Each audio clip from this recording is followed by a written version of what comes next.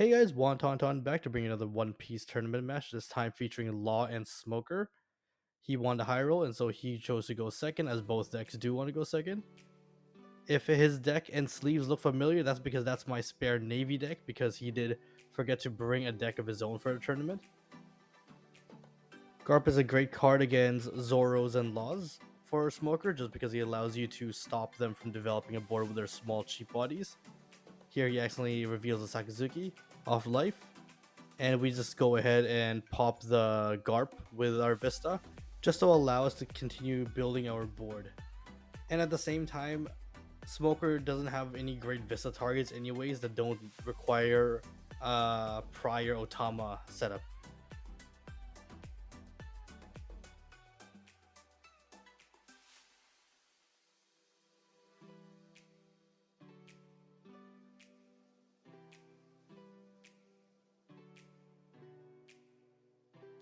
Playing Nami here. So sorry, I realized what I should be doing now is I should be revealing what I take off of the searchers a little bit better, just so you guys can see it better. Like, my opponent can see it fine, but it's pretty bad from a viewer, from a YouTube viewing perspective. So instead, I'm just gonna flash the card on the side there, just so you guys know what I picked up. So in this case, I picked up a Zoro, and then with Bonnie, I'm gonna pick up a Restand Law.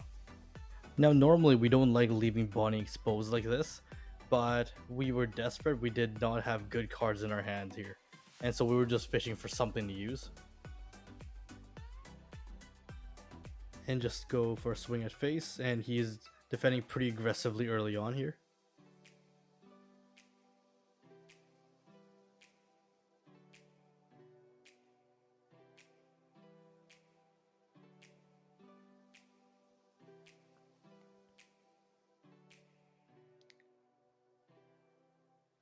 And against decks like Zoro and Law, Smoker's ability is really strong just because they're going to have a lot of one drops, and so your leader ability is going to be pretty much always on every turn.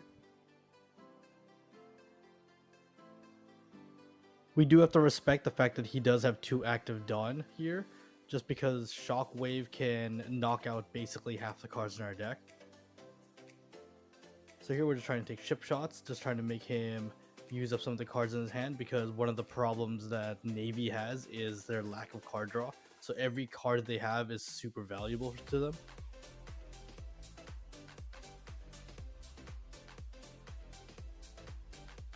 And you see, because he's defended pretty aggressively and he's played a lot of cards, he's down to 3.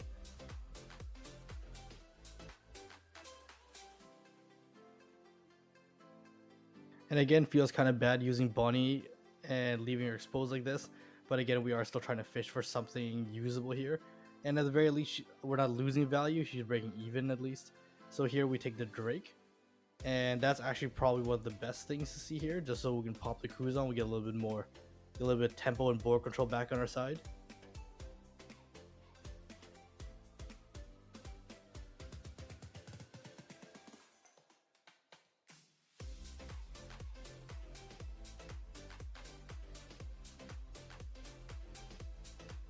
He had the second Sakazuki in hand, and so he just chooses to knock out Drake. Sakazuki is probably one of the best cards in this matchup for Navy as well, just because most Law decks don't run anything higher than 5 costs, and so Sakazuki can pretty much KO anything.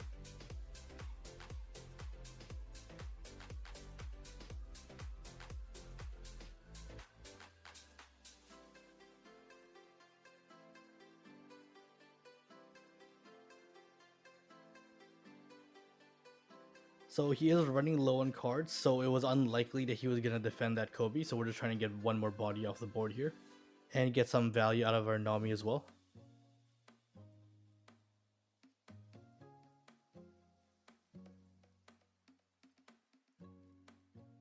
We are a bit behind, so there's no need to take big swings. Just gonna take chip shots and focus on developing our board.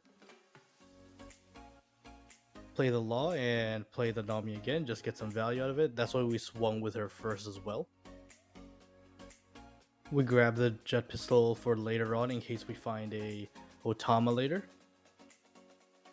We finish off the turn by just developing our board and setting up for next turn by dropping the Chopper and Makino.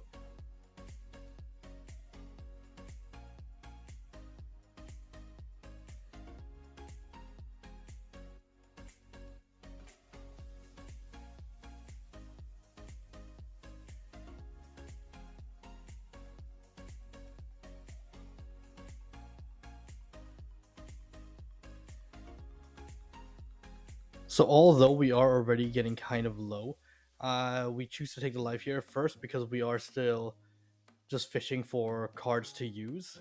And at the same time, we don't want to block with Law and just have him stack a bunch of Dawn onto Smoker and swing at Law and force us to use a Chopper here. I'm trying to maintain a board of at least 4 cards just to give us more options next turn. And eventually he does get rid of the Law, but that's fine because he had to use up more cards and resources to do so. So he does manage to clear half the board in the end, but at least we made him work for it.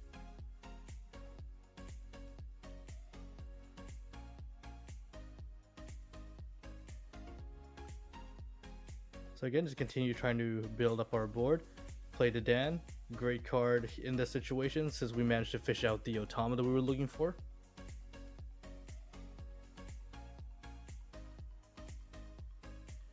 And we just want to clear off the Sakazuki just because he is by far the most threatening thing on this board here. Continue developing the board here, just start using Law's leader ability finally. Chose not to use the Makino to swing with the Nami just to keep Nami safe and keep our board as healthy and large as possible. So we're just gonna bounce the Zoro in and then just try to take another chip shot at his face.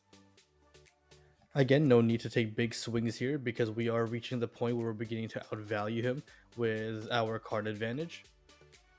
And so chip shots are fine. We're just trying to go slow and steady.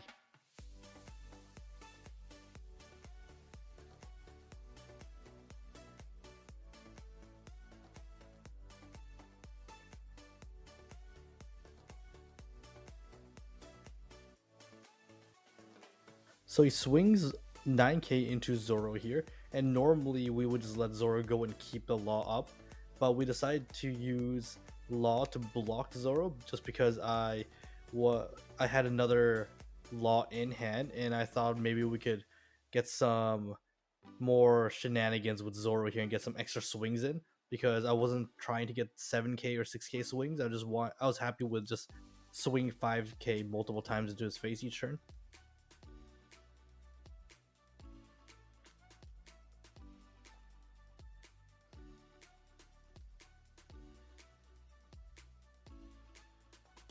And searchers like Nami and Bonnie are just so good in like matchups like this where card advantage is so key. And I just realized something here, guys. I accidentally cheated that Nami should not have been able to swing because I just played her. Obviously, I didn't mean to cheat, but sometimes this does happen. Mistakes do happen sometimes. And I really hope it didn't have any significant impact on the outcome of the game just because nobody wants to win like this. But based on how the rest of the game went, I don't think it did. And I don't really want to throw away the rest of the match, but just because I think the rest of the match was pretty good and interesting. And so once again, I just apologize for that happening.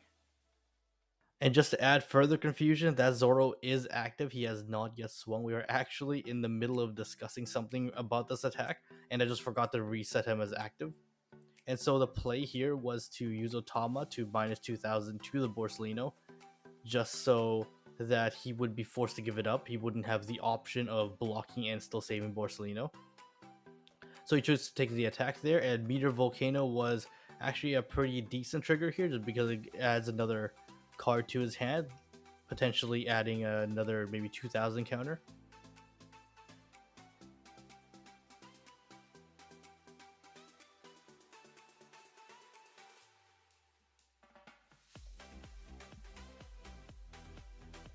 So again, because Borsellino is At 4,000 attack here, he's forced to give it up. He can't save it with a counter in his hand.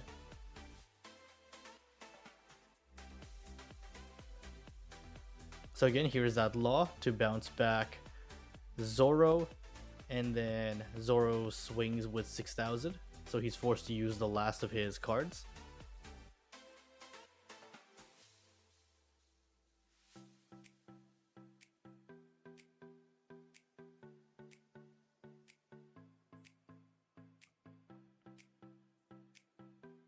And this is what I mean earlier when I said that I'm not sure if that extra Nami swing had any huge impact on the game, just because at this point we are in a pretty dominant position. There was no way he was going to punch through, and we have so many attacks the next turn and he had no cards and no lives, so he was very, very likely dead.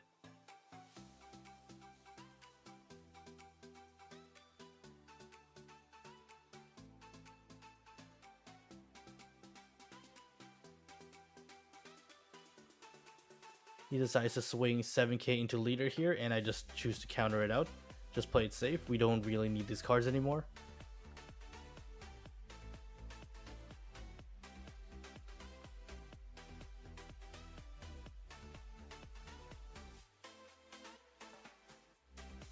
And again, we just take the life here, just because there's no reason not to. He's gonna die next turn.